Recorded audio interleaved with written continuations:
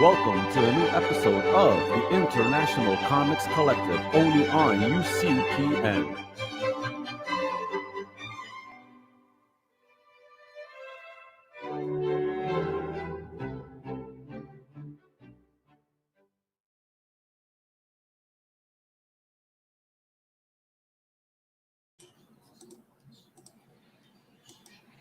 And hello, everybody. You guys hear me? Awesome. Yeah. Awesome. Hello. Hey.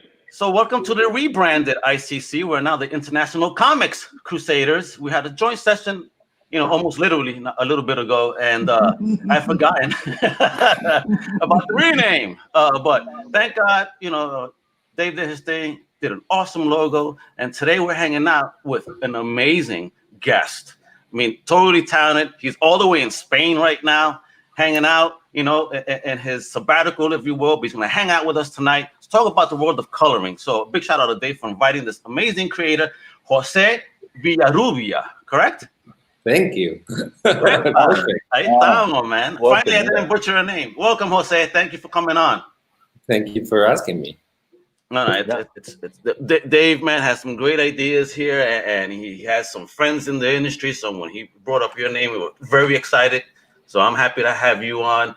So, let's get the show popping, because today we're talking about, obviously with the comic book industry podcast, so you see scrolling across the bottom, so we're going to talk about, one thing in the industry that we haven't really spoken about is the coloring aspect of it and those deals. But even before we get into that, we need to understand who is Jose, So Dave, I want to leave the floor open to you since you brought him in. So you got the first question.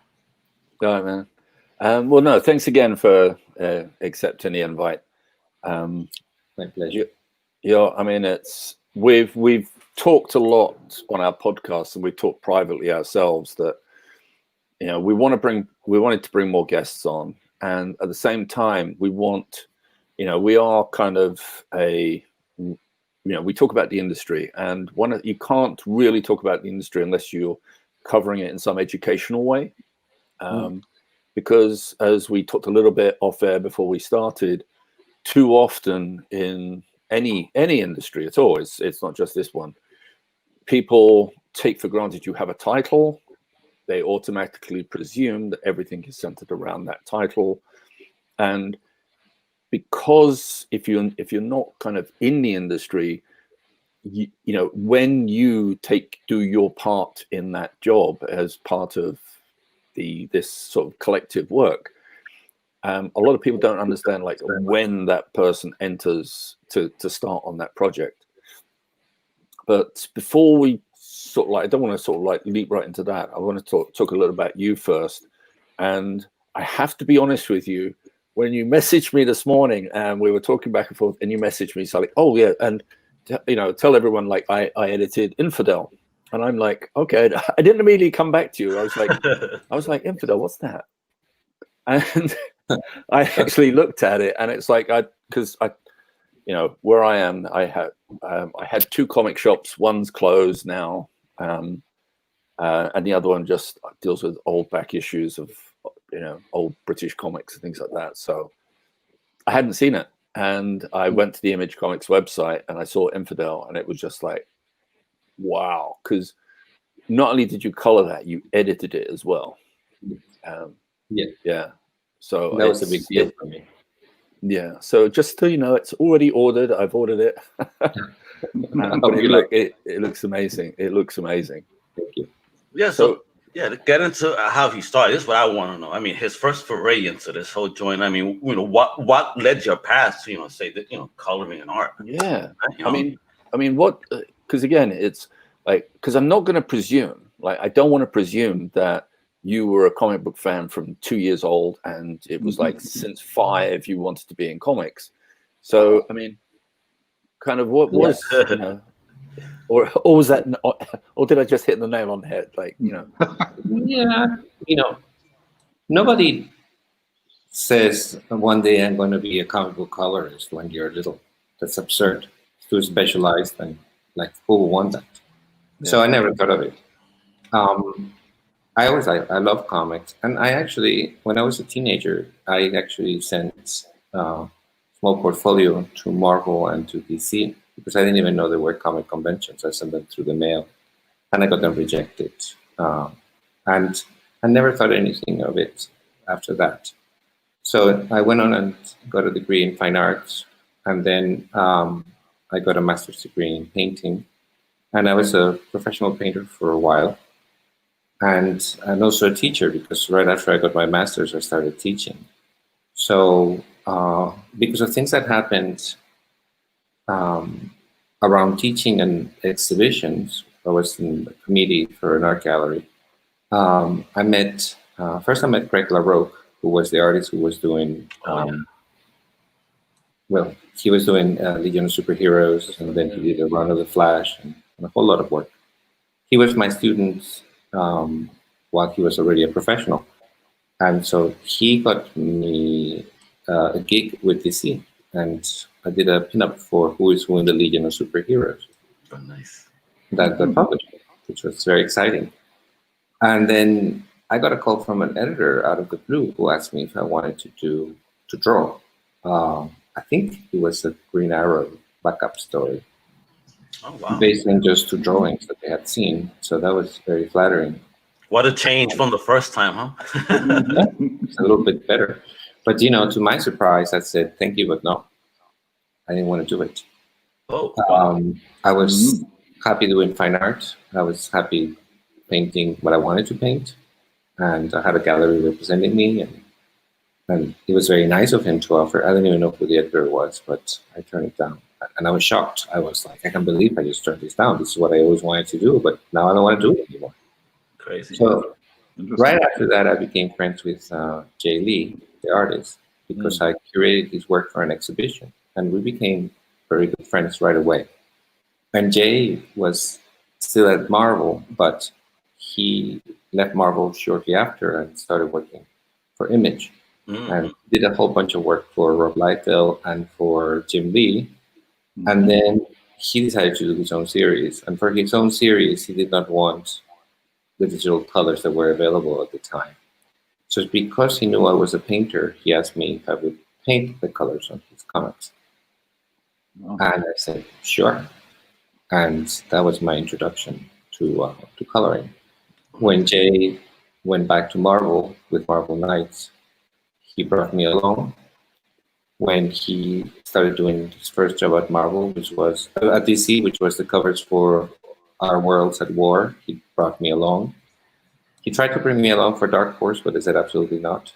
I got him a different way. Well, Dark Horse had in-house colorists. I know that period. Yeah, there was that period. Yeah. My friend Dave Stewart was doing most of the coloring there. He's amazing. So, it wasn't personal. It was just that they had their own colorists. Yeah.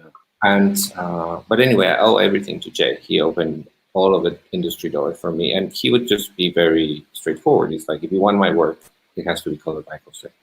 Right. And so there was a little bit of resistance at first because my coloring didn't look anything like a video game, which is what a lot of editors enjoyed at the time. Mm-hmm. But luckily, after they worked with me and they saw that I was easy to work with, that made all the difference. And it's actually what made Hellshock stand out so much. Yes, and also Fantastic Four 1, 2, 3, 4. Yes, those both looked amazing. Well, it's funny because thank you. I got a lot of compliments for coloring the Inhumans that Jay did with Paul Jenkins, and won an Eisner for Best Series that year. And I didn't color it, but I don't correct people anymore because they're embarrassed. So, they bring me issues to sign and stuff, and I always sign them because I just don't want to embarrass them. So it doesn't look anything like my colors.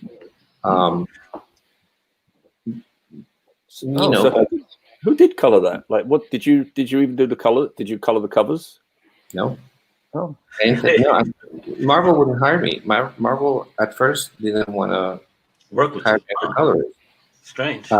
So they gave the coloring to a studio, which I don't remember the name. Right. But Jay wanted me, and so what happened was when he was done with that, he started asking for me again, and then other artists that they had brought to Marvel Nights started asking me for me as well. So when several artists asked for me, then they actually really didn't have a whole lot of choice. Yeah. So grudgingly, I was hired. And then, some people, started to say nice things about my work online. I remember Warren Ellis wrote something about it that was very flattering at the time, and Brian K. Vaughan said some really wonderful things when I was first starting. So I remember, I remember the professionals that actually noticed what I did and said nice things. And then readers liked it fine. So yeah. Did you have an inspiration in art though for your particular style? Because you truly are the one that truly complements Jay Lee. I mean, Jay Lee is amazing, but your colors, I think you're one of those because that could really, you guys like blend in a way that's just insane. It's beautiful work all the time. Thank you. So where did that inspiration come from for that particular coloring style? Well, the technique was really an adaptation of what the painters that were working in comics were doing, like especially people like Bill Sienkiewicz and the early Dave McKeon, Kent Williams, John J. Muth. It was kind of like that because I was painting the pages, but I was turning it into a commercial monthly product because I was overlapping the line art on top in Photoshop. So it had the look of like a hybrid between a painted comic and a mainstream comic. And I would just use Photoshop for the effects and things like that. Oh, wow. So it was mostly handmade at first, and then gradually became more digital. And now it's almost completely digital, except for some exceptions. But yeah, my inspirations were mostly the painted comics that were being done, especially in the US, which had a more, I was very accustomed to European painted comics, which had flatter colors and more delicate sort of rendering. And the American artists were doing more expressionistic kind of like work influenced by American illustration, especially in Sienkiewicz's case, illustrators from the 50s and 60s, like Bob Peak and people like that. And so I applied that. And then the palette was a different thing. The color palette was a combination of ideas I had and ideas that Jay had, and we would negotiate everything a lot. So it was fun. Yeah, so that's something I was going to bring up a little bit later, but it's that collaboration aspect that you're not just well, let me paraphrase that. You're not always just a colorist. Like it's it can affect that conversation, and having worked so long as an editor, being part of that conversation where the writer, the artist, and the colorist are all part of that conversation before anything gets started. Because, I've seen so many times where a writer changes even story based off images that the artist draws, and they're just preparing for a project, and the color sense that the colorist wants to bring to a project makes him want to restructure the story in a way that better enhances the artwork from both the line artist and the colorist. So it's really and so that impact as part of a team isn't always felt in comics. And I think that it's one of the reasons why I've always steered away from the regular monthly sort of big companies to work for, because that kind of I said I was Bill James once offered me a role at Marvel, and it was just like I just said I didn't want to be part of a sausage factory. Yeah, but it's just that's just what it felt like. I didn't want to be on that. It's hard, but at the same time, the good thing and the bad thing about doing a monthly book the bad thing is that you have to work very fast, but the good thing is that you have to work very fast. Yeah. Mhm. You get it done, and you get paid, and it comes out, and hopefully it's decent, and you move on to the next thing. So there's some advantages to it. I look at some of the things I've done, and I'm like, whoa. But others I like, But you're and I know even the ones that I'm not crazy about, they were professional. They right. Oh yeah, no, everything you've done looks. Yeah. for the situation or the conditions in which I did them, I always tried my best. Yeah. So, I think that speed is really important when you're coloring because you're the last member of the team and you have to compensate for everybody else being late. Exactly. I was just, Yeah. I was just going to bring that up because I want to know, how tough was it for you? Because you've done one of the longest projects is Sweet Tooth. You did almost all 40 issues. Awesome. And it's being options. So I hope you see it on Hulu soon.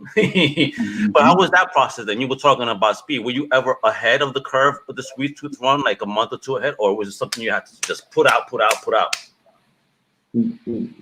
Jeff is so busy that he would just send it to me when it was due, but I would turn it around always.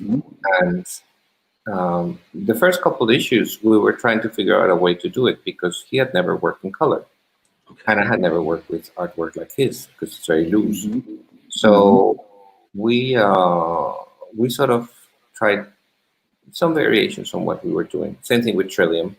But after that, it was smooth sailing because basically he would tell me just a very few color notes and then I would just do whatever else I thought was best. And many times he would say to me, this doesn't look anything like what I had in mind, but it looks better. Nice. That was something that many times. And that's rare because you don't hear that as a colorist like almost ever.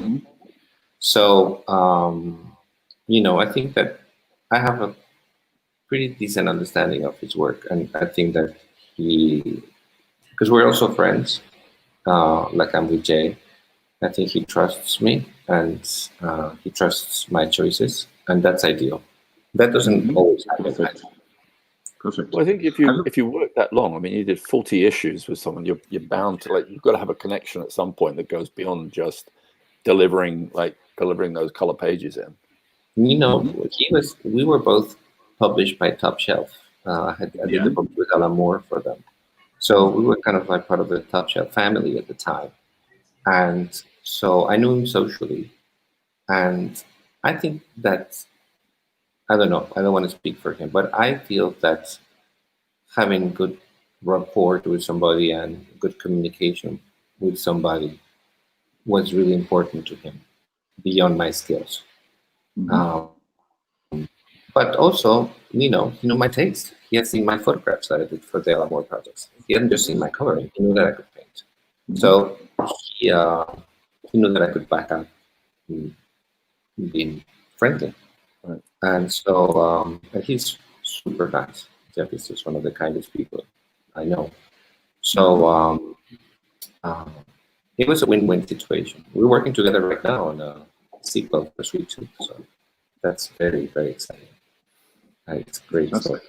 Fantastic. Thank you first of all for joining, for me as well. Thank you. I have a very basic question because I talked a little bit with Dave about this, but I've been a comic fan for many, many years and colors, I notice colors, but I know very little about the process of coloring an actual comic book. And Dave started this Comics 101 to talk about how do comics get made. Can you give us or give me and all the listeners who don't know this, an idea how comic books are colored? How do you approach this with the paper and stock and everything? We don't control that part, but it depends if you're talking about coloring comics like at large, or you're talking about coloring comic books. They're two different things. So I'll talk about coloring comic books because it's different. And the comic books American comic books are all printed pretty much in one or two different kinds of paper. So, there's not a whole lot you can do there. And the printing is not controlled. There's no print checks or anything. So whatever you send, it gets printed and that's it. Rarely it even gets checked for the trade. And they usually change the paper on the trade. So it's always going to print a little different than whatever people buy in the comic books. So basically, when you're a colorist, you send a page that it's an average, that if it prints a little dark, it's going to be fine. If it prints a little light, it'll be fine. If it's a little magenta, it'll be fine. You just kind of like eyeball it and send something that it's going to hold up because it's not too dark and it's not too light and it's not too much one way or the other. And I think that works fine. The way that the process goes is for regular colorists is we get digital scans of the line art, and I don't know how technical you want me to get, but normally they're TIFF files that have been scanned in Photoshop, and it used to be done in bitmap, which I loathe. So now they're mostly done in grayscale, which preserves dry brush and little bits of ink wash, and sometimes like little effects. And then depending on how much work we have, we hand it over to assistants who prepare the pages for us. They're called flatters. And flatters, what they do is they do a layer in Photoshop, which each area is a different color. So each area that's going to be colored later is colored in a preliminary color. And that's what you use as a base, so you can select areas very fast. And but for covers and for stories when I don't have a lot of work, I do the flats myself. All colorists know how to do their own flatting. And it's fairly mechanical. So once you have that done, then you do the page normally in Photoshop. When you think you're ready, you follow the notes, the color notes that the editor gives you, that the artist sometimes gives you, that the writer sometimes gives you, plus the script. It's very important to know what the characters will say in each panel. After you're done, you save the file, you make a JPEG copy, and you send JPEGs to the team to give you notes. You make changes or corrections depending on those notes, which can be many, a few, or nothing. I had all of that happen all the time. And then after that, you make the corrections and upload, usually upload to a server, the finished print-ready files that already have the ink levels, and they're in CMYK, and so on and so forth. So they're ready to be lettered and sent to the printer. So we do the pre-press part ourselves as well. Yeah. Very interesting. Cool.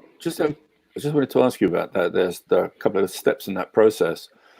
When you send it out to the flatter, is the flatter working from a guide already that you plan to use for the coloring, or are they just blocking in?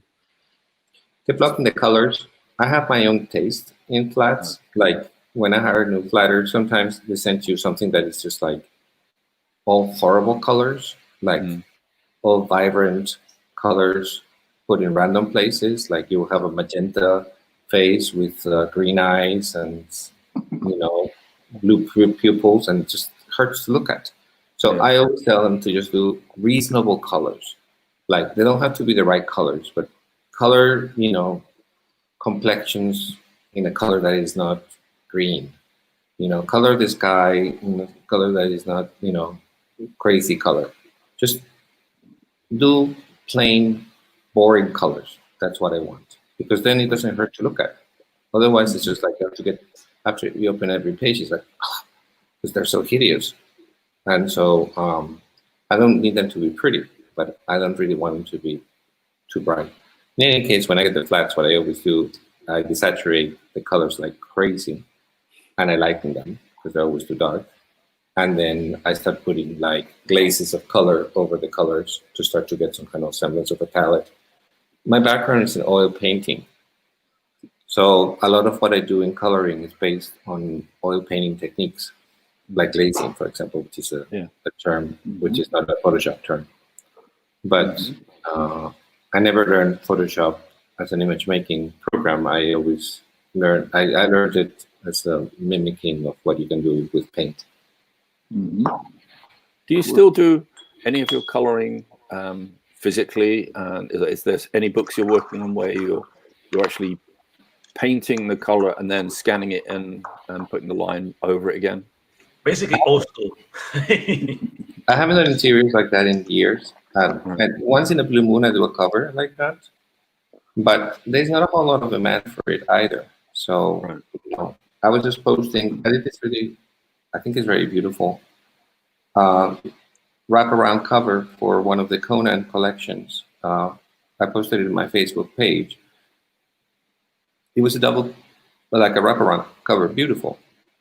Carrie did this drawing in very loose pencils, very beautifully done, and I painted it in watercolor, and then I finished it in Photoshop, and I thought it turned out great. It was just one of my favorite pieces that I've done, and I turned it in, and I got paid, and nobody said anything. Nobody noticed that it was different from anything, and Right. that was fine. But I thought, oh wow, this is really different. People are going to say if they like it or they hate it, or there was zero reaction, like absolutely no reaction. So I'm like, well, that was about 10 times harder than coloring it digitally. It pays the same, and nobody seems to appreciate it really.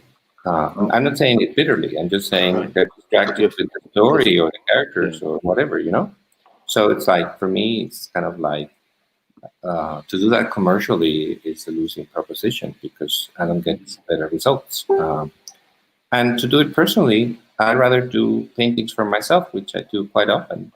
I do paintings completely in watercolor or acrylic or whatever, and I usually give them as gifts to friends. And I have complete control, and I don't have a client, and I don't get paid, and that's a lot more fun than painting over somebody else's drawing because I'm painting over my own drawing. So I sort of made a separation between both. And it doesn't mean I wouldn't do it again for the right project. But if it was something, when I first started working with Jay, it used to take me over 5 hours to color every page. Wow. Per page. Wow. Over 5 hours. And so I would do 2 in a day and be absolutely exhausted. Wow. Normally, it takes me up to 2 hours to color a page now. Wow. So this, if you do one piece, it doesn't matter. But if you have to do 20 pages and then 20 pages and then 20 pages, then it becomes an enormous time investment that if it's not compensated or appreciated, it just becomes futile and not very smart professionally. So, I mean, do you? I was just gonna say, sorry. Do you find that sort of, depending on the company you're working for, you might find that your editor is more of a, they're just glad that you've got it in on time rather than actually going to come back with any sort of, the thanks is just, wow, okay, I don't have to stay up tonight. I can just hand this off to production. It's that sort of, is it? I had a lot of luck with editors generally in all the different companies. I also feel that the editors that I tend to have worked with a lot are editors who like me. And then there are some editors, a few, that maybe work with me once and they never ask for me again. So just like I told you, there's a personal component in, Jeff or Jay asking for me. I think that with editors, the same thing. And I don't take it personally, because not everybody is compatible with everybody. But the editors that I get along with, sometimes they like everything I do. Sometimes they pick it up a little bit apart. Sometimes they're very, very picky. And I'm happy with all the different approaches. When they're picky, they never make the work worse. Maybe mildly annoying to hear that you have to redo something, but it's never to make it look worse than it looked to begin with. It always looks as good or better. So, but I feel that some editors are more knowledgeable than others about art. Because I'm older now, I think a lot of them are more respectful of my ideas. When I was beginning, it wasn't so much the case. Because I was younger, I feel that I actually have talked to some people in some companies that they have asked me if I would do workshops for the editors about color theory and just basic coloring to explain to them just the fundamentals, even just the language of how to talk to colorists about color. Oh yeah. Because most editors come from writing, and how the heck are they going to know Other than their taste, like, how are they gonna? So I think it's not a bad idea, Yeah. but it hasn't happened yet, and I feel it's kind of like ever since Stan Lee used to run Marvel Comics, and he was the de facto art director, and he would make tons of art choices, some of which were, correct commercially, let's say, some of which were peculiar commercially, but he would make all the choices himself, and then Ray Thomas would make the choices, and whoever was in charge would make, Jim Shooter, whoever was in charge would make all the art choices. And these are people that don't have an art background. They don't have any training in art. They never took a design class. They don't know color theory. They're just working about what they think is going to sell a comic or what their own personal taste is, which is respectable. But at the same time, you're not working from an informed opinion, really. You're just working from an opinion. Gotcha. And do you think maybe that's what helped with the 2018 series Infidel, published by Image Comics, where you were editor and colorer of the series? Well, funny, that series was very, that was my first official project that I edited. And I worked with my ex-editor, Pornsack. Pornsack Piece of Shot was my editor in several DC Comics series, the Vertigo series. He was Karen Berger's assistant, and Karen was my first boss at DC. And I have great respect for her, total admiration. And Pornsack was preparing this comic, and when he was telling me what it was about and stuff, I offered myself to edit it. He knew I was a closet editor. So he said yes, to my surprise, and I knew that he wanted me to. Oh man, he's gonna let me. He needed an editor, but he needed somebody that was a friend and who he could trust. Again, with back to like that personal touch, and so he also needed somebody who would be honest with him, because he wanted to hear the truth. He didn't want to hear that everything was wonderful and then it wasn't. So I told Pornsack I wasn't going to be as picky as he is. He's a very, very picky editor, always for the best, but oh my goodness.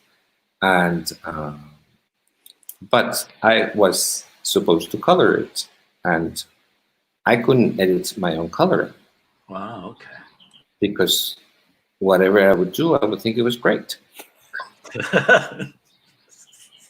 Yeah. So we decided early on that Pornsack and Aaron, who we picked as an artist, they would edit my colors. Okay. And they would give me corrections.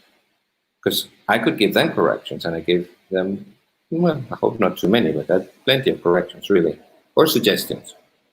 But I couldn't do that to myself. That I would have been like split personality or something.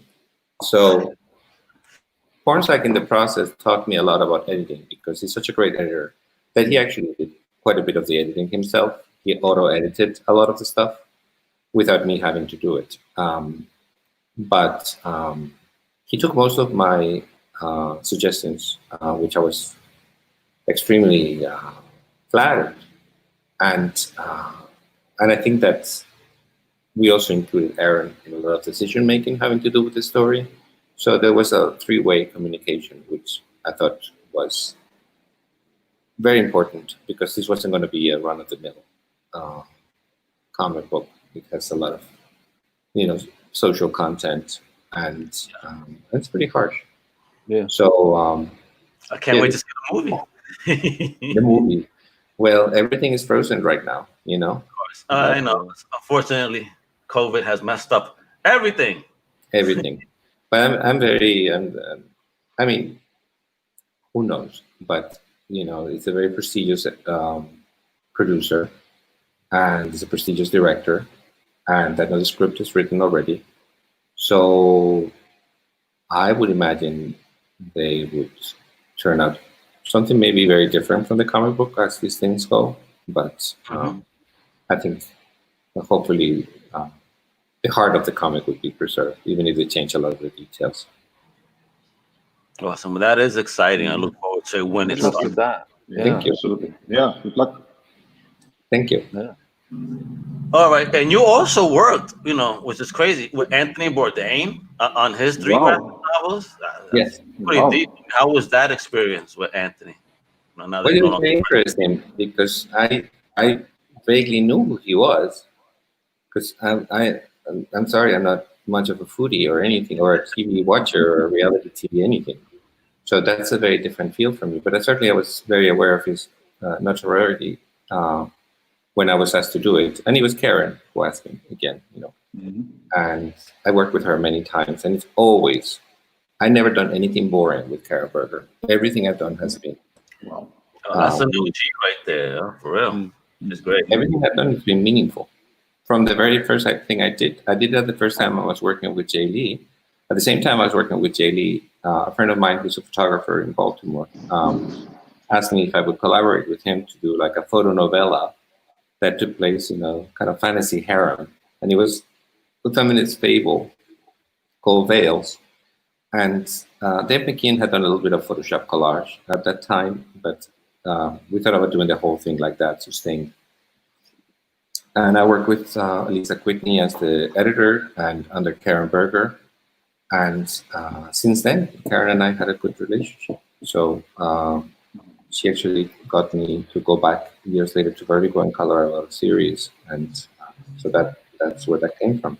So when Karen asked me to work in the Anthony Bourdain book, I was very excited. Well, the funny story is this. I was not the first choice. Oh my God, no hola, really? Wow. Yeah. The book was commissioned to Dave Stewart. And Dave, who back then I didn't know personally. I think we may have communicated, but I didn't know in person. He did the first 10 pages or so, and then he just couldn't handle so much work because he's extremely busy.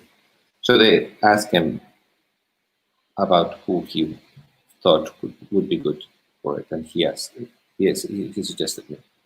Oh, nice. So, yeah, I mean, we have a mutual admiration society going. I think he's amazing, and he's been very kind to me. That's great. When I finally met him in person in the panel, I told him that he was the only other colorist other than myself that I really like how he colored Richard Corbin. And yes, he told me the same thing. So yeah, that was good. Yeah. Loved your work on Richard Corbin. I loved your work on working with Richard Corbin. Yeah. I'm a Conan fan, so I was all over that Cimmerian and forget about it, bro. I love that Cimmerian. Bro.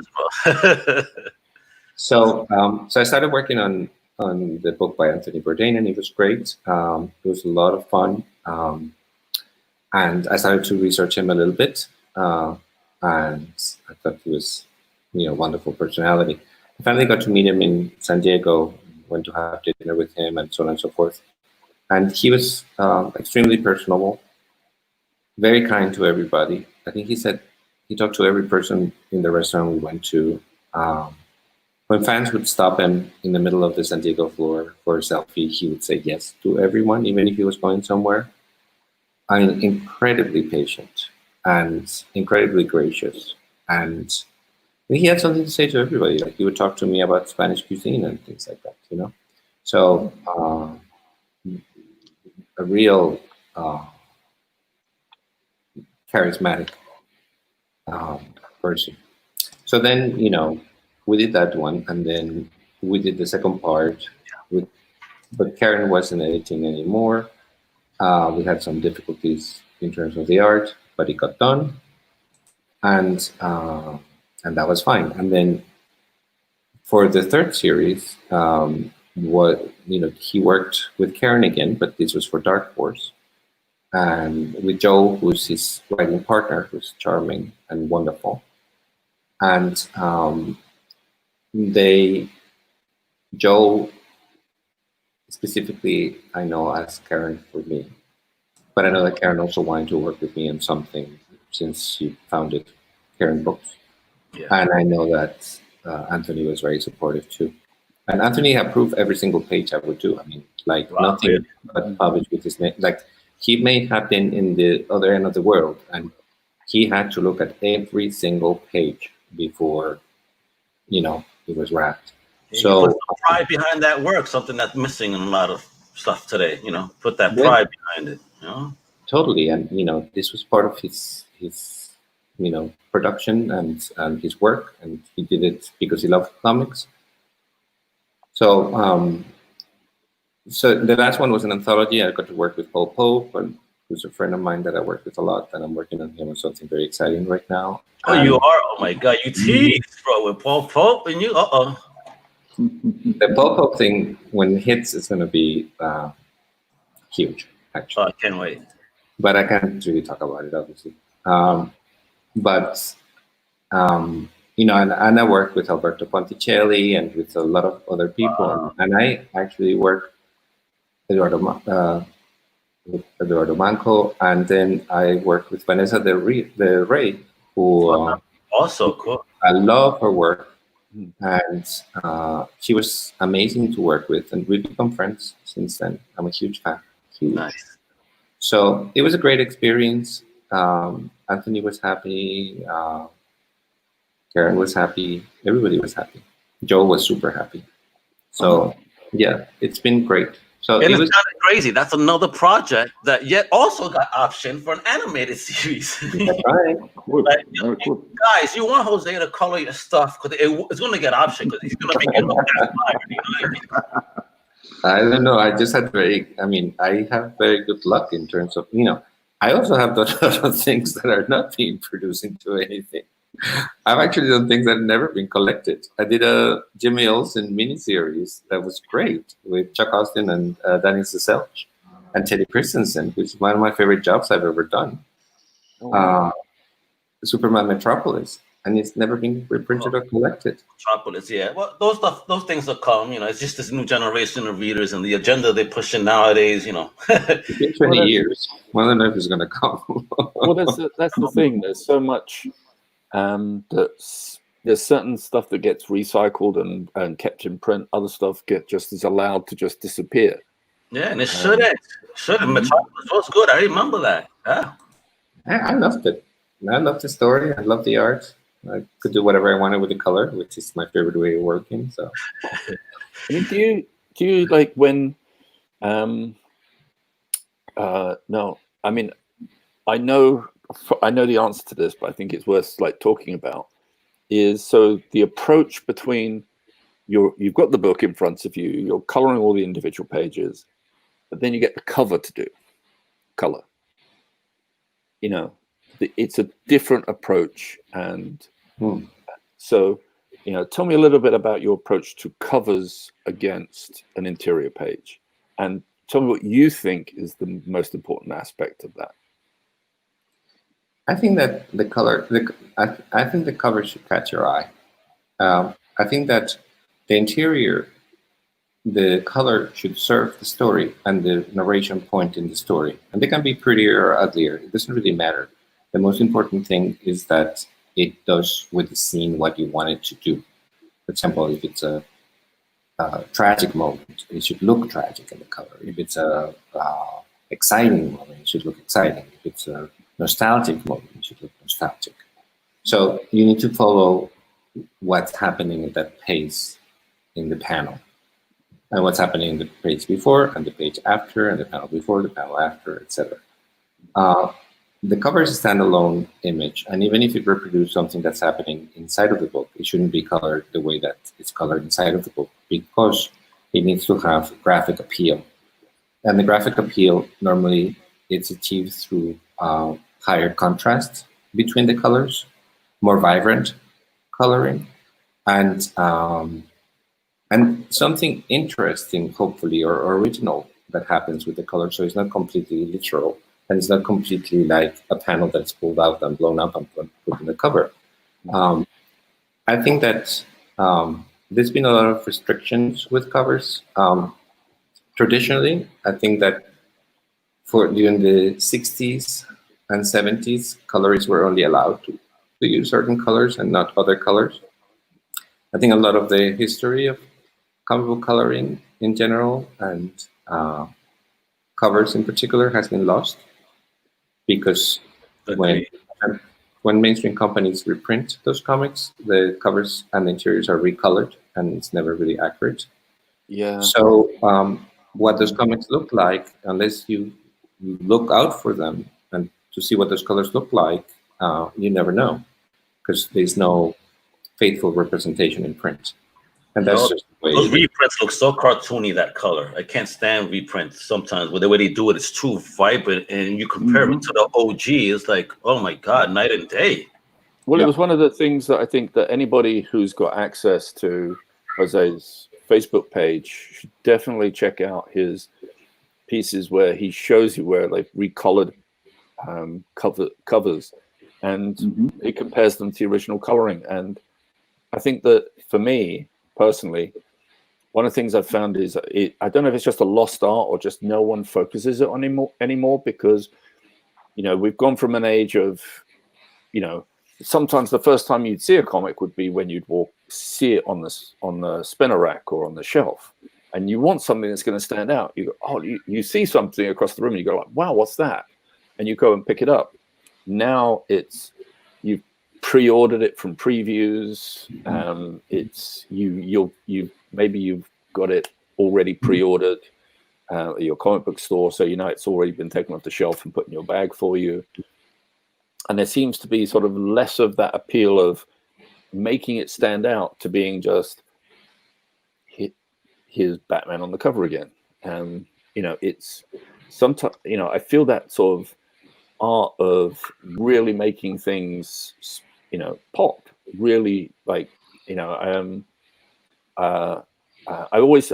Dave Johnson used to have a blog where he talked about covers, and he would tear covers apart, even his own. But I think that the whole cover concept, and some of those recolorings of particularly people like Neil Adams. Neil Adams seems to have suffered very harshly under recoloring. Very. But this is what I learned about Adams, because I'm a huge Adams fan, and what I learned from his son in Facebook is that all those Batman books, he actually made new color guides for them, but he didn't actually do the coloring himself, or it wasn't done in the continuity studios, which is what I thought. I thought that he had done it in-house, but he wasn't. And I look at the list of the colorists who actually did the work. I don't know who they are. So I'm sorry, they're not well-known names. And I know how much they pay for recoloring, which is very small. Very, okay. So they get what they pay for then. They pay very little. And so normally it makes sense from whoever these colorists are. They pay you very little. You're going to put very little time and work in it. It's just, it's a business. Yeah. So I thought what was so sad was I recently got hold of the Brave and the Bold showcases that DC did. They're black and white. It's all black and white inside, which I love seeing that stuff in black and white again. Beautiful. But the covers are the covers used to pop. The cover and it just, what it does is, because they over render it and they're using the wrong color, they pick different colors that, instead of bringing out the characters and making them pop out, they, on the computer screen, I'm sure it looked like they were doing that. But when it's printed and on the shelf, it just pushes it all back. It just renders it all as one. You like, what am I supposed to be looking at? Yes, I think I have a lot of, I've done some recoloring of Silver Age comics, but I personally, it's not that I feel like they should never be recolored. It's that sometimes I just don't like what the recolors look like. And I think that if you give it to different colors, maybe I would like it. So I think that likewise, for example, like I like Kirby with flat color. I really think he looks great with flat color, the way it was originally printed. He may not have liked flat color. That's the thing. Like Mark Evanier said that, he wasn't crazy about who was being colored, for example, at DC. Now, when Dave Stewart, to name him again, colored, I think, 2 of the covers of the omnibuses from the Fourth World with classic Kirby art, and he has rendering in them, and it looks amazing. It just looks amazing. So I think so much of it is more than the rule, never do this or never do that, or this always looks better that way or not, which, you know, we all tend to think in generalities like that. But I feel that when you have an expert hand behind, they can do things that you never thought worked and actually make it work, even if literally you don't see anybody else doing it that way. And you know, it's not like anybody, you know, David's not perfect, I'm not perfect, we all make mistakes, but sometimes, you know, a lot of coloring, I compare coloring to problem solving. You have a challenge, and that's what I like, because you are giving this framework and you can either enhance it or ruin it, but you also have to achieve a number of things, especially for covers. You have to make sure that it's readable. You have to make sure that it's eye-catching. You have to make sure the colors look good together. You have to make sure that it's a little bit different from everything else that it understands as much as possible if the publisher allows it. So you have all these challenges when you're putting this puzzle together, which is fun. And sometimes they get done better. Sometimes they get done just for the job. But I feel that, you know, the whole point of what I made that series of posts in Facebook is because I feel that for some reason that I don't understand, almost nobody, a few people had, but not very much, had put the original printing of a comic next to the reprint of the same page. And that makes the argument by itself. You don't really have to say much. You just pull out the comic, any comic, and then you pull out the contemporary reprint, you put a photo of the pages next to each other, and that's going to speak louder than any argument you're going to make. Because it's evident that everything that was printed in newsprint was printed in muted colors. So even if the colors was terrible, the colors didn't look so bad because they were really toned down. But you take the same colors and you put them full blast, and most of the time it looks either harsh and often it looks atrocious. So, you know, and this has been done because of the editorial guidance. It hasn't been done from any other reason. This has just been like, because the people in charge of reprints have been cool. I wrote to DC, I wrote to Marvel about that stuff, and DC never responded. Marvel responded very kindly, but told me they were going to keep doing what they were doing. It's fine. Because plenty of readers like it that way. And so, I mean, I also wrote to DC about the quality of, the sore state of the line art in the Golden Age reprints and the deluxe seduction, particularly Wonder Woman, which are just horrendous tracings from the 1970s. And instead of scanning new comics, they just keep printing the same insanely poor tracings. I'll say it, la misma mierda. Yep. And so, you know, but what can you do, you know? So I thought, well, let's just inform the public of these things. People can make up their mind. I don't really want people to agree or disagree with me. I just want the information to be out there. And I don't expect anything will change. I just want people to be a little bit more knowledgeable about the product that they're looking at. And then they can, you know, you go to the message boards for Marvel Masterworks and DC Masterworks, and lots of people like the bright colors, and they don't like. They say that the original prints look boring or old, and they want bright colors. So I did like some of DC's Kirby trades. I saw they printed on sort of like an off-white paper. Those are the best. That would be my question. Is there a preferred paper for a colorist? Yeah, I know. For contemporary color, it's different. You know, you can do a day glow book and look amazing. You know, so I think I make a big distinction between recoloring old comics and coloring new comics. When it comes to coloring our comics, I think everything goes. If you want to print your comic in metallic paper with day glow stuff, go for it. Probably will look amazing. Yeah. You know, if you want to paint it in something that looks like a piece of wood, it's fine. So I'm not critical of contemporary coloring the way other people are, because I feel that you have to have an open mind for many different styles. It's art.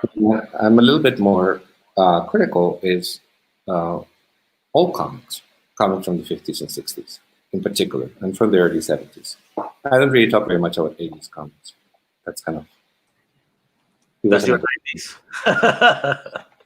The 80s wasn't a golden age of coloring. You know, they changed the paper, they changed the inks. Those flexographic. When did that happen? That change in the industry? You know, was it exactly 1979 came and then 80? All right, new stuff, or was there a slow transition? It was not a slow transition. They decided to save money by cheaper printing, and the colors were brighter, but artists hated it. But at the same time, companies started to introduce books that were printed in what they call Mando paper, and that was beautiful, and the printing was much better than newsprint, and there were some really nicely colored books that way. So, you know, it was an age of turmoil. It was a transition, and it wasn't that everything was terrible. It's just that a lot of things were.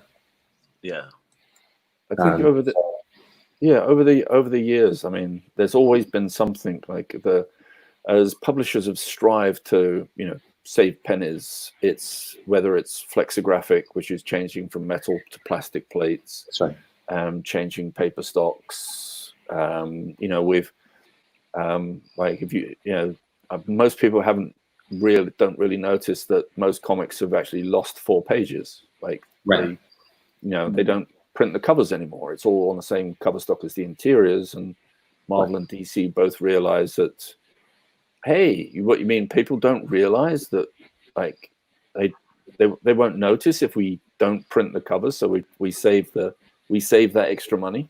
That's right. Yeah, you know, and I think that's just part of how the industry is doing. In terms of comics are very expensive right now. Comic books are very expensive. Graphic novels are not expensive. They're very nicely priced. I think that because the comic sales have not gone up in a long time, they keep making them more and more expensive. Because the graphic novels collections keep going up, they keep making them more and more affordable.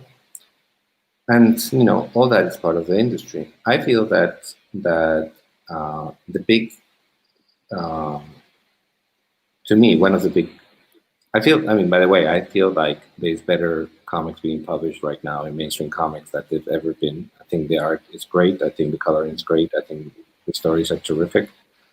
They may be of interest to me or not, depending on the topic. And a lot of them I know are not, because they're not written for me. But if I had been in a different age group, I may have thought they were great. Yeah. I wish everybody thought like that. There would be no arguments. Absolutely. Well, I feel that one of the problems in our industry is most of us that work in the industry and are fans, just like the fans that buy the comics. We may be fans of different things, but we certainly are fans of parts of the medium. And I think there's something in all fans, and I think we all have that temptation that it really has to be checked, which is we love comics so much, and we love certain comics so much, and we like certain writers or certain creators so much that we want them to do what we think they should do. Yeah. Same thing with companies. Like, we don't choose to buy it or not, or like it or not. We want to shape what they produce. So they would talk about, like, I had this discussion with friends that there's such a shame that so-and-so, who was an amazing artist, doesn't do comics anymore and just does commissions and blah, blah, blah. It's like, you know, they shouldn't do that. They should do comics and all that stuff. And it's like, what are you talking about? Like, they should do whatever they want to do. They don't have to do this for you. They don't know you anything. They should be happy. And if they want to do sketches, that's what they should do. So same thing with the companies. The companies change a character, or they make a big change on a series or anything like that. And it's like, everybody's up in arms if they don't like it, as opposed to saying, well, don't buy it anymore and buy something that you like. I mean, there's a big market. It's that simple. I tell people all the time, there's something for everybody out there, specifically in the indie market. So, you know, if big two are making changes you don't like, there's so much more out there. Definitely. try another book that you never read. Maybe you like it, you know, a company you never bought a comic from. And I feel that that part of fandom is very toxic because everybody's like an armchair dictator deciding how the industry should go and what everybody should do and the kind of stories they want to read. And, you know, and then it's surfaced into even more toxic within the toxic, you know, when it comes to Comicsgate and things like that are extra toxic because they actually have a very repressive agenda that is really, really hurting a lot of people.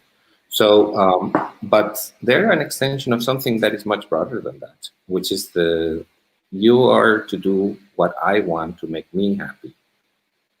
Not realizing that you're talking to adults, to professionals, to people that owe you anything, and that they're not there to make you happy.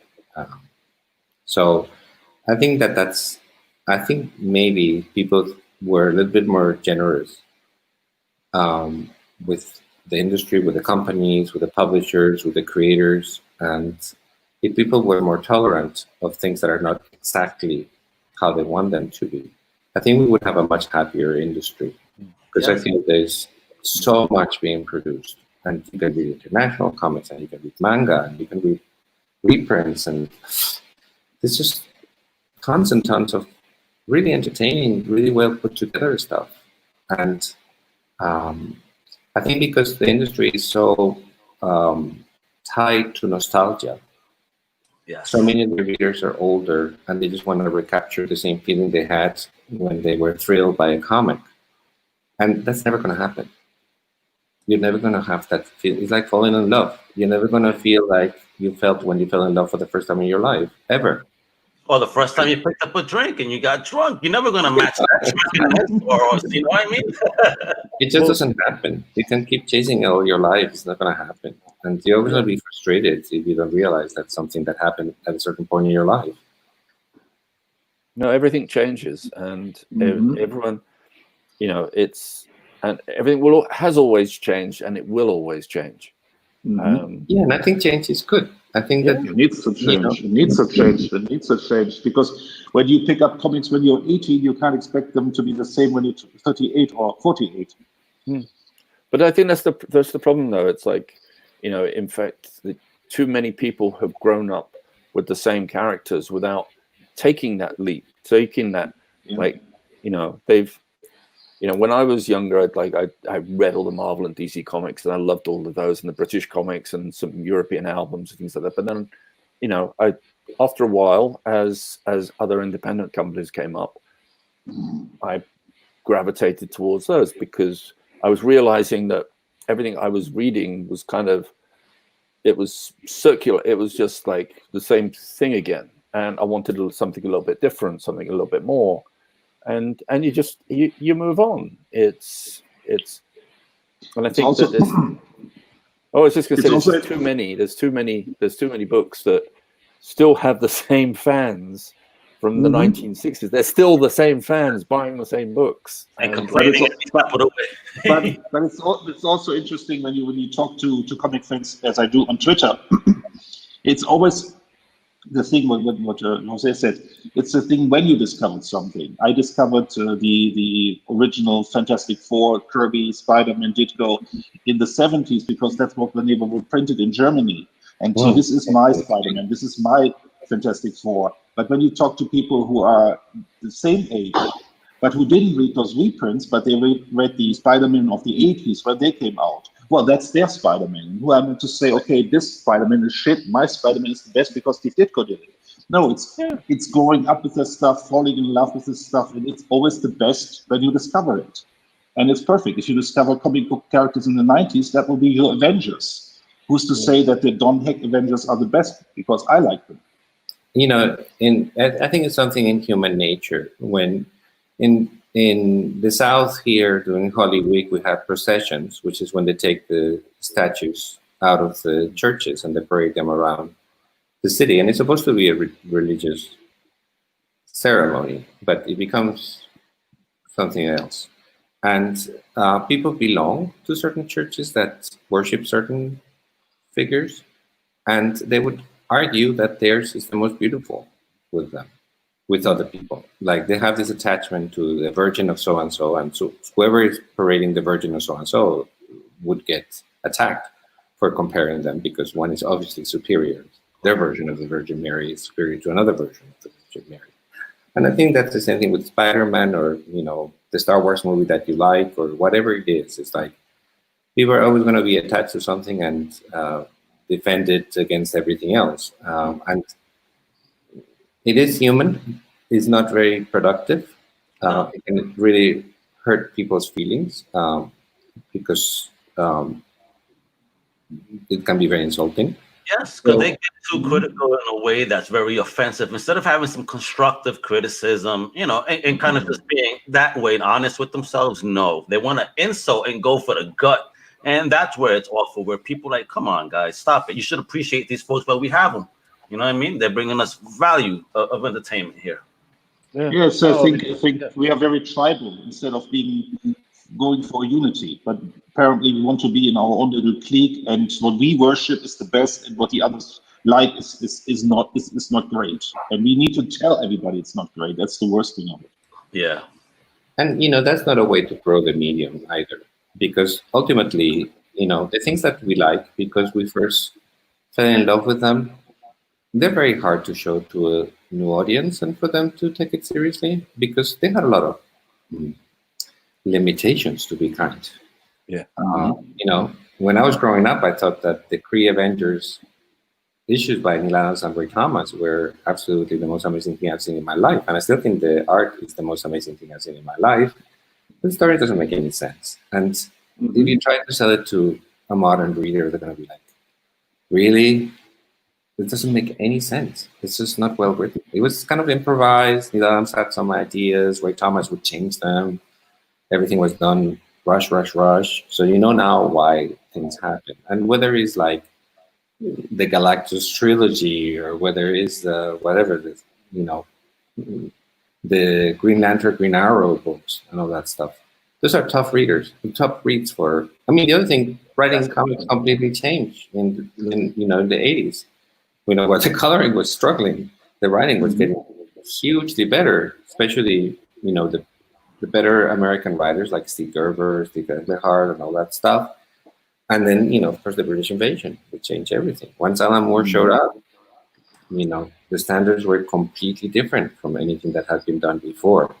So then in a post Alan Moore comic book worlds, readers are used to much higher standards of writing than before him. And when you try to sell like Stanley dialogue to them, it's a tough sell. There's a lot of definitely. I think Kirby has more dialogue than Lee had, though, when it came to the writing. Well, he had a thin ear, that's for sure. So, but at least Kirby, it's sort of kitsch in how he wrote this kind of grandiose mixed with slang thing. Yeah. Lee was a much better writer, but he was kind of like a sort of a comedian in how he wrote the jokes, and the jokes were great. He comes from, I think, the Jewish tradition of comedy, and I think that he has that self-deprecating thing that is very effective when Woody Allen does it. But when Stanley does it, it's okay. He was great in person. He was hilarious in person. Every time I see him speak, he would just crack the audience up because he really did the comedian thing brilliantly. Oh, he's a great communicator. That's why I think if you look back at his time at Marvel, the fact that he could do that, he was such a good communicator and promoter. It was just, any debates about his contribution to Marvel should be put to rest by just the fact that without that, like he was a one-man marketing team. 100%. But he created that persona that comic book artists would never have, which was to be on television. It's the same thing that Norman Rockwell did for illustration. Norman Rockwell invented this character that had never existed before, which was like your uncle who was very nice and did illustration, and he was like America's uncle. That made everybody feel good. his life was not like that at all. He had a lot of struggle with his family for many unfortunate reasons. But he put on this front, and he would go to the talk shows, and he would smoke his pipe in the set and make everybody feel better. And at the same time promote himself and make money, because that was extremely important. And I feel that Andy Warhol did it in fine art, inspired by Salvador Dali. They created the idea of the star fine artist. And I think that Stanley did it for comics. I think Stanley had the salesman personality. He was always charming. He always had a very good sense of humor, better in person than in the writing. And without him, DC didn't have a Stanley. Yeah. Nobody was there selling those characters. EC Comics had in Bill Gaines and Al Firstein. And when you read those early fan letters or responses to fan letters from the 50s, if you go back to these books and read those, this is where Stan Lee learned a lot from. Yes, that's right. That's right. So, I think there's a lot of anti and pro Stan Lee and stuff like that. And people tend to see comics history in black and white. I think that that's something that unfortunately is happening in our society more and more, in Western societies. Everything is becoming extremely polarized, and it's either good or bad with no in between. There's no nuance, there's no gray, there's no contradictions. You have to pick a side, and it's very dangerous. We're living in Steve Ditko's world. It is very It's very random. There's no middle ground. Yeah, the attitude of if you're not with me, you're against me. That needs to stop. Well, it's the attitude that just because you didn't like, if we bring it down to comics, just because you didn't like writer X's last project doesn't mean you can't like anything else they've done before or will do again. Absolutely. Yeah. And people ask me all the time because of the coloring by Lynn Varley on The Dark Knight Returns. Did they go? No. Well, Dark Knight Returns is the first one. What is the follow-up with the psychedelic colors? The Dark Knight Strikes. Again. It was The Dark Knight Returns, right? No, The Dark Knight Strikes Again. Strikes Again. Okay. So people ask me all the time because of the coloring, because Lynn Varley's color, of course, was so masterful, and Daredevil and Elektra and Dark Knight and all that stuff, and then Hue and Psychedelic. And I don't really say anything about it because it's like what I was saying before. Frank Miller and her wanted to do this book that way. They did it. I think that they did it extremely intentionally. There's nothing accidental in that book. Everything is done on purpose. People like it, people don't like it, some people hate it, but they're mad at the book for being the way the book is. And they should just skip it. And instead of passing judgment on it and saying it's bad, just say it's not your cup of tea. Absolutely. If they wanted to do something like what they had done before, they could have done it in their sleep. Yeah. Because it would have been so easy after all those pages to just crank the same stuff. Anyone who does anything creative knows that there's nothing easier than mimicking what you've done already, because you already made all the decisions and all you do is follow the formula that you already created. So I feel that, to feel personally offended for it or get mad that it wasn't something else is just so foolish. And that doesn't mean you have to like it. It's just, you need to respect creators more. You need to let them do whatever they want to do, especially if they're supposed to be your favorite creator. But it's the opposite. The more somebody's your favorite, the more people feel they could dictate who they should be. Well, if you like Frank Miller, you know that he's changed. He's changed so much. Every project would literally wow, that's a different approach.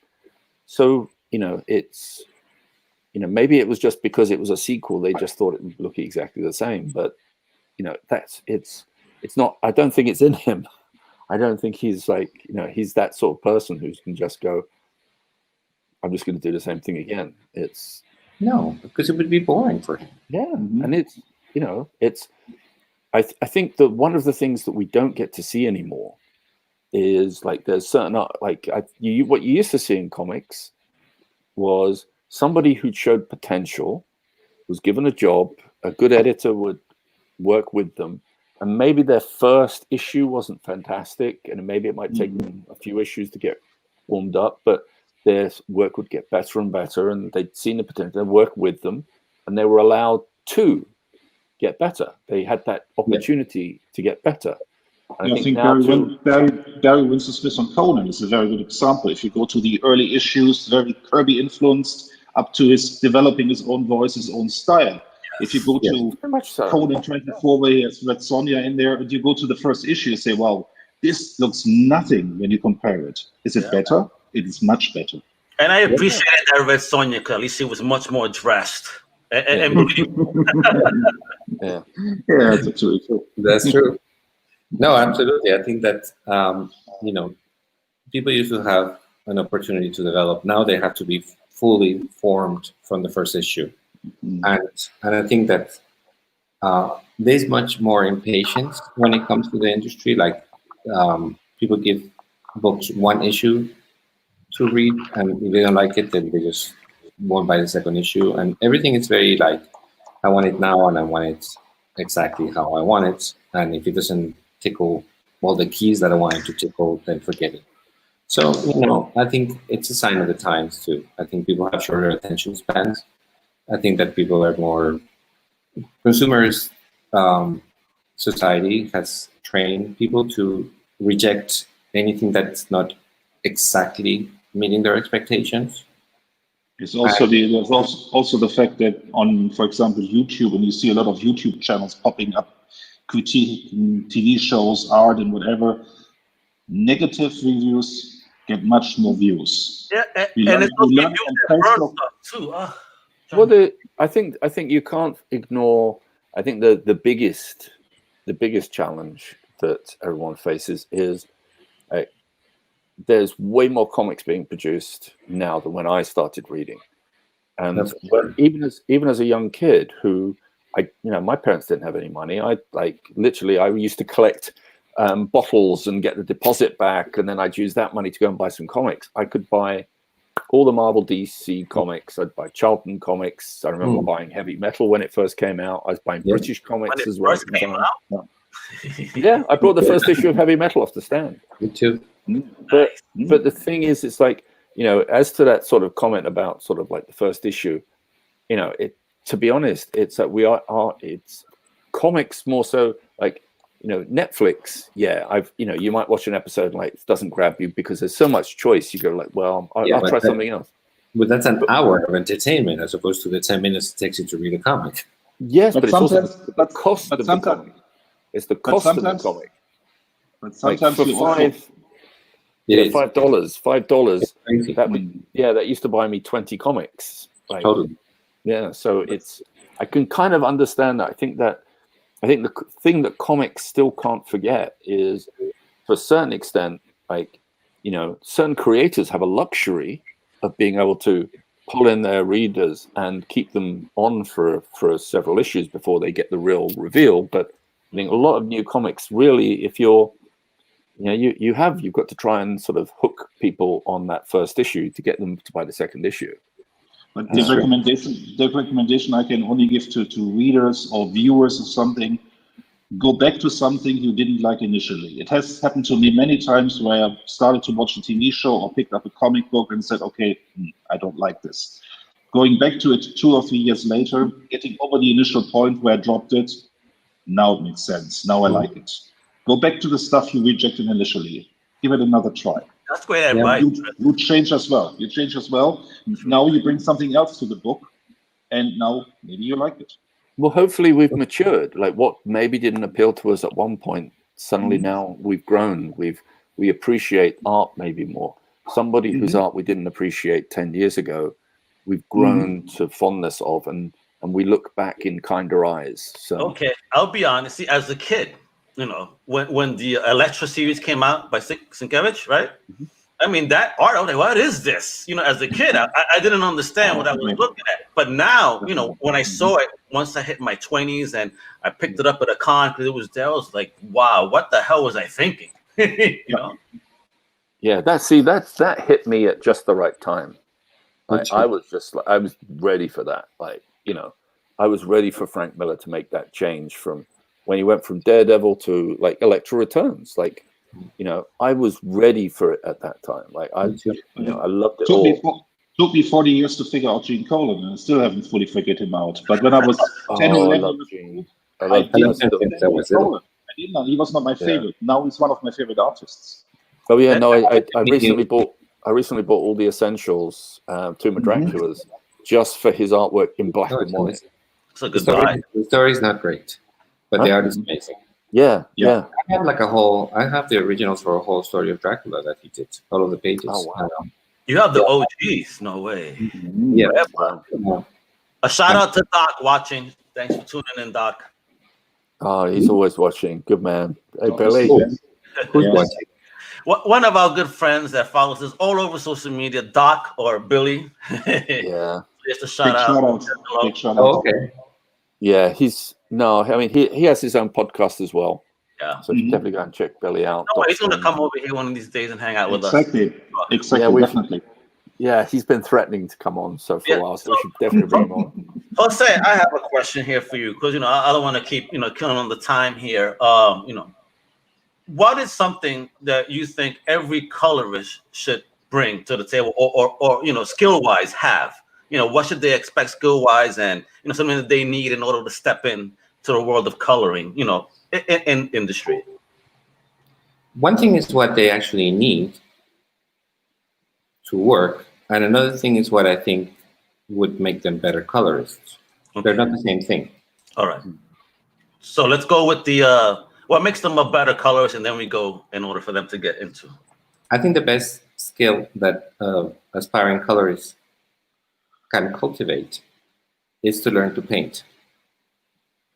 That's the best skill, because coloring is a little bit of a misnomer. When you're coloring comics, you're actually making a lot of drawing decisions.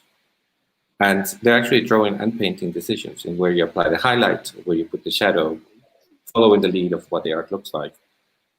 So if you don't know how to paint, that's extremely hard, because you don't really know how those shapes are developed painterly. So even if you color very flat, even to do two-tone, you really need to know where the edge would follow between the two tones, so it actually makes sense. And people that don't do this may use very beautiful color, interesting color, whatever you want, but the drawing part of it is not really going to match the art. Gotcha. So that's what I think. I think the best way to study color theory is actually by painting from life, by doing copies of illustrations,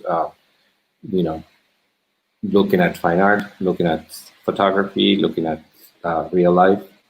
And the better painter you are, the better that you're going to paint your comics. I think most of the artists that I know that I admire as colorists are also great painters.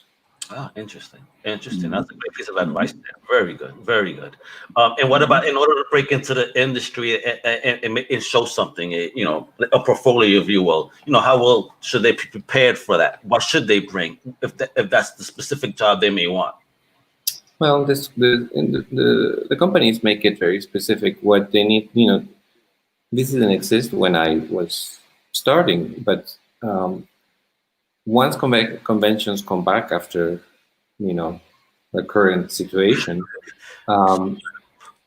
many conventions, not just the large ones, but also the smaller ones, and there's hundreds of conventions in the US, and there's a good number in the UK too. But many times they have portfolio reviews. So aspiring colorists need to have a strong coloring portfolio in print so they can look at it. But you can also bring the tablet, but it looks better in print because you can print it a little larger. And, and they tell you what they want. They want like between 12 and 20 pages, different topics, no pinups, no covers. And they want to see sequential stuff. Because in a color is what they want, is somebody who can tell a story with color, not somebody who can render real pretty. Interesting. Any questions there, Chris, in regards to No, makes sense. Makes total sense. Yeah. Pretty deep I- stuff, man. Yeah, I would just say maybe I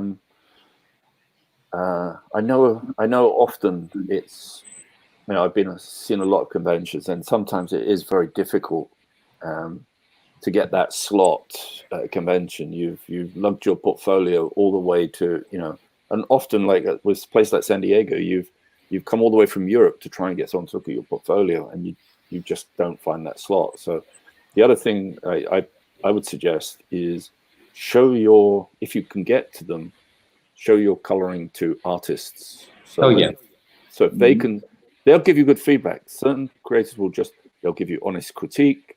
They'll be fair with you, and you know, they'll give you some pointers, and maybe they might even ask you to sort of, you know, if they're doing an independent book, color a pinup or something like that, just to get you started.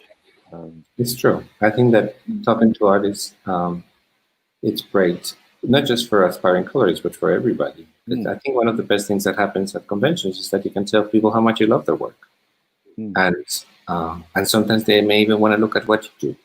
But I always tell my students to pursue the people that they like, buy their stuff. Don't just talk to them. Buy their stuff on the table, and they can mention that they are young artists if they want to, but they should never push their work on anybody's face. They should just let the other person ask if they feel they want to take a look. Yeah. And that can be very productive as long as you're tactful about it, both in terms of advice, like you're saying, but even just in terms of building a rapport with somebody. So I think that's very, very good advice, because it is very hard to get a spot in those lines. That's why I recommend going to smaller conventions. Like, you know, in Baltimore, we have a rather large one for a small. We have like something in between. That's a very good show. Yeah, it's a great show. Great show. It's my home show, so I love it. Of course, you know, shout out home right there. Yeah, I would also recommend like Heroes Con in Heroes and Heroes like that. Yeah. And I think that in shows like that, you're not gonna not get a space to show your portfolio. Yeah. I think in San Diego and New York, you may. Maybe Chicago now, but you know. But in the smaller shows, if there's an editor looking at portfolios, he'll show their work. Yeah. So you know, I think that's the best way to do it. I also think that, like everything else, you know, if you have friends with other artists and they're doing their own work, you can actually color it, and you can present the package together with the art and the coloring, done by two different people, and that's not a bad thing either. See, that's my greatest takeaway from you in regards to your career in coloring is, you know, nurture those relationships. Absolutely. You know, when Pope asked me to color his work, it wasn't because of any of my comic book coloring. It was because he liked the colors that I had used in my photographs. Oh, nice. Check that out. Wow. Yeah. So you never know where somebody's going to come at you, the type of work that's going to attract them to what you do. I think that making your work visible is important. Doing a variety of work is important. Becoming a known entity is important, because people then would get a feel of whether they want to work with you or not. And I think that all of those things are come into play when people decide to make business choices, because they want to build teams that actually flow smoothly. And everybody has a reputation. So if somebody has a reputation for not being very communicative, well, everybody knows it in the industry. Yeah. If they have a reputation for not doing always things on time, people know it. You know, it's a very small world, and that doesn't mean that people won't work in those instances. But you know, whoever hires them would know what to expect for the most part, and that's fine. You know, so I feel that. Yeah, it becomes something a little bit personal. It's not just business, and I think that inevitably a lot of friendships happen, because I think that I have this theory that when you like an artist, and the artist is a serious artist, looking at their work to me is like looking at their diary. Like I can tell a lot of things about them before meeting them or reading an interview with them, just from looking at how they work. Like I can tell what their sense of humor is, or I can tell, you know, what they're into, or I can tell the kind of person, like somebody who draws like a very nervous person with nervous lines are probably going to be nervous. Somebody who does very poetic kind of work is going to be a little bit more, sensitive in some, at least external ways. So I think that most of the artists that I've worked with are pretty much exactly like their drawings. And if I really like their drawings before I met them, that means I probably would like them because they're just like their drawings. With, there's surprises always, but that's a pretty good rule of thumb for me. So I always encourage opening your soul, really. Yeah, I think so too. So I think that I always tell my students to really, really pay attention and to really cultivate the liking of the people that they like, and to really study them, to really analyze them, to really figure out why they like them, not just because they're cool. To really learn to articulate those thoughts so they can have some clarity in their mind. So if one day they meet them, they would actually have clarity when they're in front of them, as opposed to, you're awesome kind of thing, which is what everybody tells them, and it's fine. We all like hearing it. But it's nice when somebody says something a little bit more specific. Perfect. Yeah. Absolutely. I always go with that because when I've met artists at conventions that I've looked up to, it's not just that you're amazing. It's like, you're amazing. I love what your work on this book. It took me someplace else. Thank you so much for that. Exactly. Just give them a couple of examples. You need to bore them with how much you know about them. Just tell them, this book meant a lot to me, or whatever it is, or I can't believe how beautiful this book is and people didn't recognize it enough, or whatever. Oh, that's some awesome coloring on this book. My goodness, the best coloring I've ever seen. That I would never believe. If somebody says that to me, I know they're trying to be nice to me. It doesn't work that way. You're very humble, man. But you have some kick-ass work, Jose. And this has been very educational. Thank you. For all of us. It's been awesome. So I don't want to take more of your time up. It's Sunday, and it's getting late in España. So no, son las 7:30. Está mal. Same, 6:30, but it's time for you to have a wine and glass, So with that, Jose, I've been sharing that, your Facebook page, right? It's the Jose Villarrubia, correct? And then I saw that you have like a scroll running on the bottom of this. showing it off. It's funny because you have the Twitter. I just started using Twitter like 3 days ago. I never used Twitter before. Wow.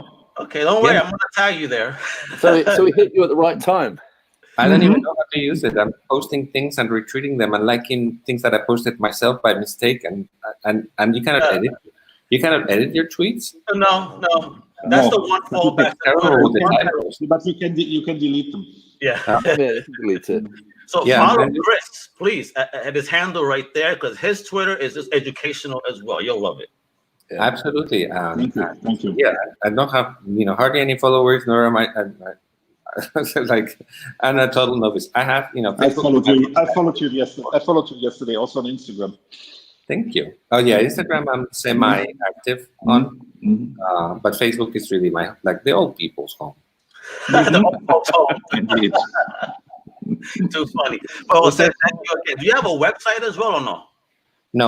No, I don't have a website because what I did a long time ago, there is a folder in my Facebook profile it has coloring examples. Oh, nice. And I have 300. So I feel like if anybody wants to check out my work, then just go there and see. There you go, folks. Right at the bottom of the screen, follow Jose on Facebook. All right. What about your paintings? What about your paintings and photography? Yeah. My paintings and photography, most of them are not online, because you don't share them at all, because I was going to ask, where can people see them? Once in a blue moon, I did a portrait like a month ago, and I put it up just for fun.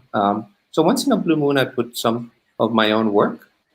But since it's not something I commercialize, or I don't really need to be known for it, it's just more anecdotal than anything else, Yeah, but share. People want to see. Yeah, I mean, I for one would love to. I'm fast. I would love to see them. I really would. Well, I make a point of. I just posted. I did a large painting for. There is a tribute to Juan Jimenez, the artist who just passed away, the Argentinian master, and he lived in Spain, and he was very, very respected and beloved. And he died of coronavirus in the very beginning of the pandemic. Heartbreaking, yeah. So I have some friends that are organizing tribute to him, and they ask artists to produce pieces. So for that, I did a large watercolor painting, and I put a lot of effort in it because I didn't want it to look silly. I wanted it to be a little bit meaningful without making it kitsch. So that turned out good, and it, but that wasn't for public consumption. It wasn't something that was a gift that was given to a friend or something like that. But I'm sure fans of that creator would definitely love to see that. But in the meantime, check out Infidel from Image Comics by this amazing gentleman here. Very, very wonderful looking book. I mean, everything. You've done great work. Again, thank you for all your contributions to our entertainment. It's really much appreciated. I look forward to everything else you're doing, especially that project with Paul teasing us. My gosh, I can't wait to see what you got popping there. So again, guys, Facebook, you got Twitter there, and of course, follow our show. I got to change that because now it's International Comics Crusaders. You know, again, don't 420 while doing things. All right. All right, folks. All right, thanks. So I'm just going to put us on out, and I'll be right back. Much appreciated. Bye-bye. Take care. Take care.